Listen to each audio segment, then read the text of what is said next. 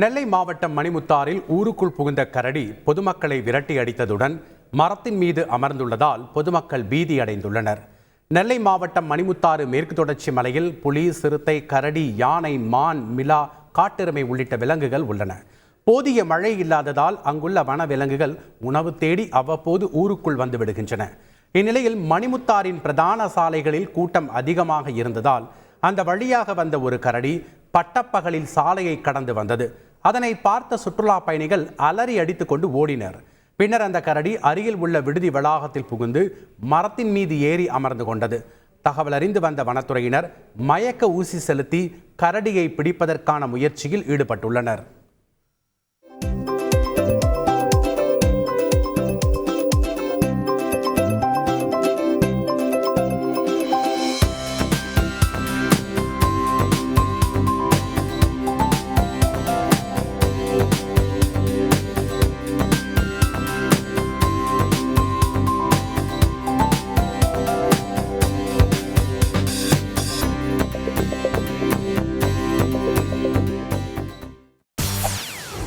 செய்திகளை உடனுக்குடன் தெரிந்து கொள்ள உடனே சப்ஸ்கிரைப் பண்ணுங்க.